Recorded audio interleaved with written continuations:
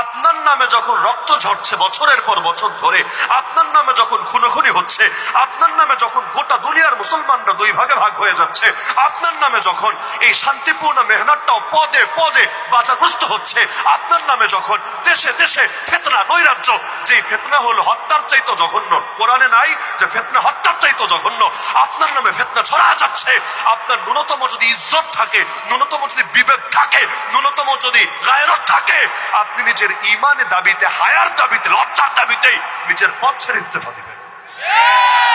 এই দেশে যদি 14 কোটি মুসলমান থাকে, 18 কোটির মধ্যে 90% মুসলমান, তো 90% নাই গেলাম, ধরলাম 13-14 কোটিও যদি ধরি, যেই দেশে 14 কোটি মুসলমান থাকে, ওই দেশে স্বাধীনতা 53 বছর পরও এত বেশ্যাখানা, এত পতিতালয় আইনি ভাবে কিভাবে খোলা থাকে? যেই দেশে 14 কোটি মুসলমান থাকে, ওই দেশে মদের বারের লাইসেন্স গুলো আজও কেড়ে না নিয়ে কিভাবে থাকতে পারে? যেই দেশে 14 কোটি মুসলমান থাকে, ওই দেশের হাটে ঘাটে, মাঠে, অলিতে গলিতে, সড়কে, সব জায়গায় ভাস্কর্যের নামে, মূর্তির নামে এগুলো দিয়ে পুরো দেশটাকে রহমতের ফেরেশতা যাতে আসতে না পারে, এর জন্য কিভাবে ব্যবস্থা করতে পারে? যেই দেশে 14 কোটি মুসলমান থাকে, ওই দেশের অর্থনীতির ভিত্তি সুদ দ্বারা কিভাবে পরিচালিত হতে পারে? যেই দেশে 14 কোটি মুসলমান থাকে, ওই দেশে 1400 আলেমকে নিয়ে বছরের পর বছর কারাগারে কিভাবে ফেলে রাখে? যেই দেশে 14 কোটি মুসলমান থাকে, ওই দেশে বাপরের ইজ্জত নিয়ে কিভাবে ছিনিমিনি খেলতে পারে?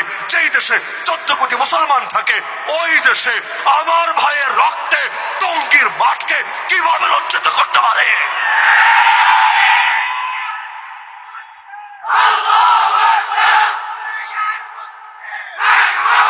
দাওয়াত তাবলীগের মেহনত ছিল এমন একটা মেহনত যেটা নিয়ে কারো কোনো আঙ্গুল তোলার কোনো সুযোগ ছিল না। এই মেহনত ইসরায়েলেও চলে, আমেরিকায়ও চলে, এমনকি যেখানে সাধারণভাবে মুসলমানদের কোনো দল মেহনত করতে পারবে না ওইখানেও চলে। ইসরায়েলে নিজে দেখে এসেছেন এমন একজন আলেম, বাংলাদেশের নাম বললে চিনবেন, তিনি বলেছেন, নিজে দেখেছি তাবলীগের 3-3টা মার্কাজ আছে ইসরায়েলের ভিতর, ফিলিস্তিনের ইয়ানা, এক ইসরায়েলের ভেতরে 3-3টা মার্কাজ আছে। কারণ ইসরায়েলের নাগরিক মানে সবাই ইহুদি তা না, ইসরায়েলের মধ্যে মুসলমানও আছে, যদিও সংখ্যাটা কম, সংখ্যাগরিষ্ঠ হল ইহুদিরা। এইরকম মেহনতের মধ্যেও পর্যন্ত এখন এমন ঝামেলা সৃষ্টি করেছে যে দাওয়াতের নামে মানুষ হত্যা করতে হচ্ছে। এই সবগুলোর পেছনে আবার মূল কলকাঠি নাড়ছে কয়েক শ্রেণী। এক নম্বর হলো মিডিয়া। এই মিডিয়ার ফাজিলগুলোরা যতদিন শায়েস্তা না করবেন, অতদিন মানুষ আসলে বাস্তবতাই বুঝতে সক্ষম হবে না। সেটা কিভাবে? এই বিগত দিনগুলোতে প্রথম হলো রেলিয়া স্টারদের মূল পাপটা কি ছিল? মূল পাপ ছিল এখানে ওরা এক একটা ন্যারেটিভ দাঁড় করানো, ওই ন্যারেটিভটা সরকারের হাতে তুলে দিত, তথ্য সন্ত্রাস ঘটাতো, এরপর সরকার শুধু ওইটারে মাঠে ময়দানে প্রয়োগ করতো। যেমন ওরা ন্যারেটিভ দাঁড় করিয়েছে, হুজুর মানুষ মানে একটু মৌলবাদী, আর একটু দিন কায়েমের কথা বললে, ইসলাম বিজয়ের কথা বললে পুরোই জঙ্গিবাদী। আর আপনার সন্তান আগে অন্য লাইনে ছিল, এখন গার্লফ্রেন্ড ছেড়ে দিয়েছে, গান বাজনা ছেড়ে দিয়েছে, নামাজ রোজা ধরেছে, পর্দা পুশিদার মধ্যে থাকে, বিভিন্ন অপসংস্কৃতিতে দূরে থাকে, তাহলে বুঝতে হবে, সন্দেহ করতে হবে সে জঙ্গি হয়েছে। প্রথম আলোতে আপনার সার্চ করলেও পাবেন, এই নামে রিপোর্টও হয়েছে, আপনার সন্তান দিয়েছে। তো ওরা এভাবে নর্মালাইজ করতো, জাতির চেতনার মধ্যে বিষ ঢোকাতো যে হুজুর মানে একটু বাঁকা চোখে দেখবা। ওই দেখেন না, রাজাকারের সিনেমা বানালো, এখানে হুজুর একটা দেখালো। 71-এ কয়টা রাজাকারের মুখে দাঁড়িয়ে ছিল, কয়টার গায়ে সুন্নতে যাওয়া ছিল, কিন্তু রাজাকার মানে হুজুর মানুষ এবং একটু মুরব্বী টাইপের মানুষ, গায়ে সুন্নতি জামা আছে, মাথার মধ্যে তার টুপি আছে, মুখে দাঁড়িয়ে আছে। এই চেতনাগুলো মিডিয়াগুলোই তো দাঁড় করিয়েছে। তো ওরা রাস্তা খুলে দিত আর সরকার সেই রাস্তা ধরে জুলুম চালাতো। এখন দেখবেন, আমি এই কথাটা সবগুলো মিডিয়াকে টার্গেট করে বলছি। মিডিয়া মানে এই যে আমাদের ওয়াজের মিডিয়া না, এই মিডিয়া মানে ওই প্রিন্ট মিডিয়া, ইলেকট্রনিক মিডিয়া যারা আছে, আল্লাহর ওয়াস্তে আপনারা জুবায়ের পন্থী আর সাতপন্থী এই গাঁজাখুরি শব্দ ব্যবহার করা বন্ধ করে। সাতপন্থী ভার্সেস জুবায়ের পন্থী, এভাবে দ্বন্দ্বটা দেখানোর চেষ্টা করা হয়। বিভিন্ন দলের মধ্যে গ্রুপিং থাকে না, ওই টাইপের একটা গ্রুপিং, যে সাতপন্থী ভার্সেস জুবায়ের পন্থী। কিসের সাথে কি? পান্তাবাতে কি? সাদ সাহেব কি বাংলাদেশের লোক?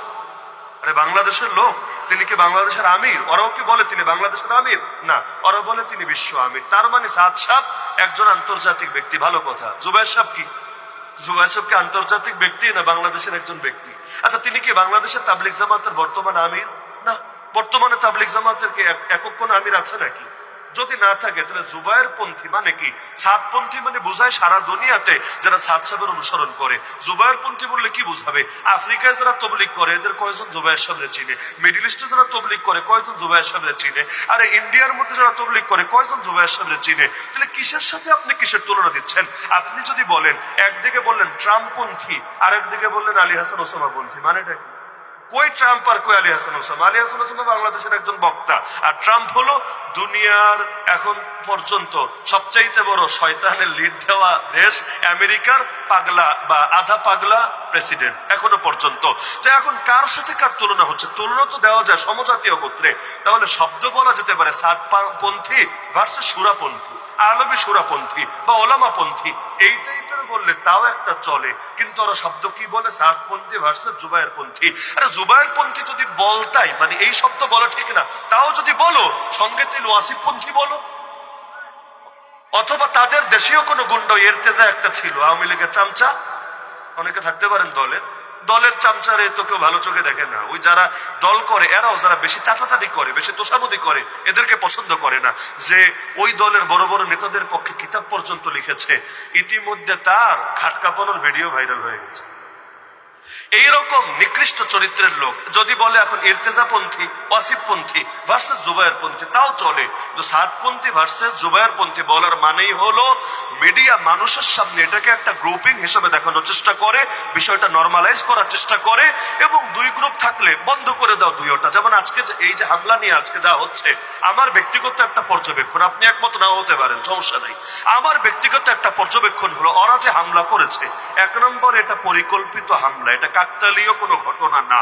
এটাকে যে মিডিয়াগুলো সংঘর্ষ বলছে, ওরাও সন্ত্রাসের সহযোগী।